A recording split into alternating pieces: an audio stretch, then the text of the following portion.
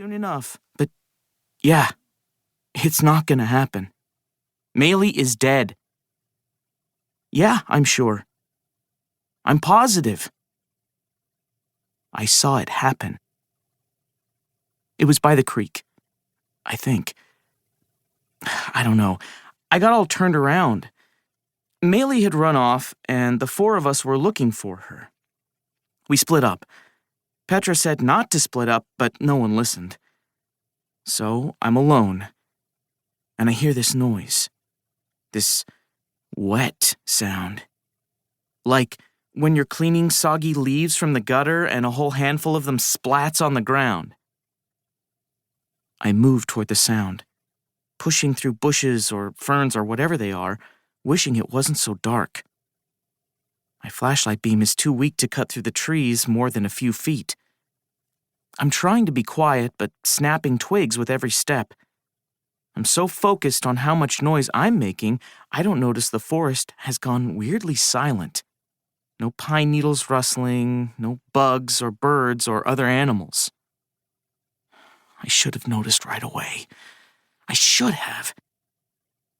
I stumble and reach out to brace myself against a tree, stick my hand in something damp and slick, that disgusting moss that grows on everything around here.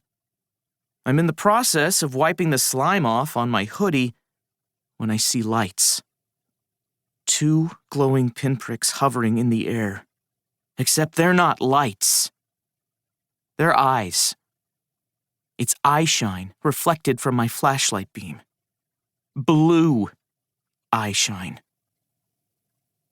I freeze because I know what's happening. I know exactly what's happening. I've been reading about this my entire life. It feels like forever. I'm looking at this creature and I know it's looking back at me. It breaks eye contact first, turns back to the ground, back to what it had been doing before I interrupted. That's when I realize Maylie's body is down there. And that wet sound I heard? The creature. It's ripping her apart. Nolan ran up to me, and his eyes had turned into hard little marbles, and his mouth was moving, but no words came out for the longest time. Then finally he said, "It's eating her, it's eating her." I asked over and over, What is, a bear? But he kept shaking his head. And I asked, "Did you shoot it?" Because I'd heard the gunshot, you know. Nolan said no, and he was trembling so bad. It was like an earthquake had started in his belly and was jolting through the rest of him. I thought maybe he was having a panic attack. That happened to a lady at Sunny Acres once. She got super scared when her tabby went into labor. The cat was so overweight. The lady didn't even know it was pregnant, and she started to panic. Only she thought she was having a heart attack. Before then, I hadn't realized panic attacks were so serious. Kids at school say stuff like, "That midterm gave me a panic attack." After the thing with my neighbor, I was always going, "That's not what a panic attack actually is, though." But I don't think anyone was probably... Huh? Oh, sorry. What was I saying? Right. Okay. So Nolan was shaking, and his lips went kind of blue. And I wondered if I should call an ambulance, only there wasn't any cell service.